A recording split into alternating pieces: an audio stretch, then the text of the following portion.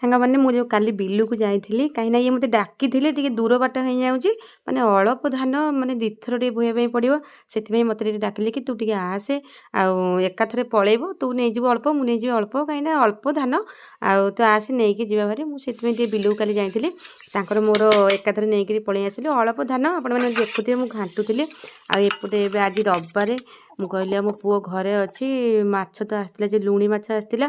ଆଉ ପୁଅ କହିଲା ନା ସେ ମାଛ ରଖନା ଏଠୁ ମନ ବୁଝିଲାନି ମୁଁ ସେଇଠୁ ଅଣ୍ଡା ତା ପାଇଁ ଦୁଇଟା ନେଇ ଆସିଲି ଏଠି ଏବେ ଅଣ୍ଡା ତରକାରୀ ମୋର ଏବେ ସରିଗଲାଣି ଏଠି ଦେଖୁଥିବେ ଏବେ ଆଇଁଷ ମାନେ ଟିକେ ଧୁଆଧୁଇ ନ କଲେ ଭଲ ଲାଗିବନି ସେଥିପାଇଁ ଟିକେ ଧୁଆଧୁଇ କରି ଚୁଲି ଲିପାଲିପି କରି ଏବେ ବାସନ ଅଳ୍ପ ଥିଲା ତାକୁ ଟିକେ ମଜାମଜି କରିଦେଉଛି ଆଉ ମୋ ପାଇଁ ଏବେ ଶିମ୍ବ ବରୁଗୁଡ଼ି ଏବେ ମୁଁ କଟାକଟି କରି ଥୋଇଛି ଏବେ ଟିକେ ଭାଜିଦେବି ନହେଲେ ମୁଁ ବି ଅଣ୍ଡା ଖାଇନି ଚିକେନ୍ ଖାଇନି ମୁଁ ଟିକେ ଭାଜିକିରି କଲରା ଆଳୁସା କରିଛି ସିଏ ଅଛି ସକାଳର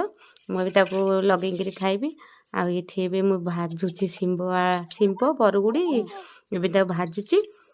ପୁଅ କହିଲା କି କହିଲା ବୋଉ ମୋତେ ଭୋକ କଲାଣି ମୁଁ କହିଲି ତ ବାପା ଏଇ ପାଖେ ବିଲରେ ଅଛନ୍ତି ଡାକି ଦେଉନୁ ନା ନା ମୁଁ ଯିବିନି ତୁ ଯା ମୁଁ କହିଲି ତୁ ପୁଅ ପିଲାଟା ନା ଝିଅ ପିଲାଟା କ'ଣ ତୋତେ ଲାଜ ମାରୁଛି ଯାଉନୁ ଡାକିକି ଆସିବି ନା ନା ତୁ ଯା ମୁଁ ଅଛି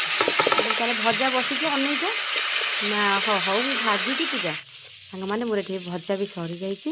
ଆଉ ସବୁ ସାରି ଏବେ ଓଳିଆ ପୋଳିଆ ବି କରିସାରିଲାଣି ଏବେ ତାଙ୍କୁ ବି ଡାକି ଦେଇଛି ସିଏ ଏବେ ଆସି ଗାଧୁଆ ପାଧୁଆ କରିଛନ୍ତି ଏବେ ଖାଇବେ ରହୁଛି ନମସ୍କାର।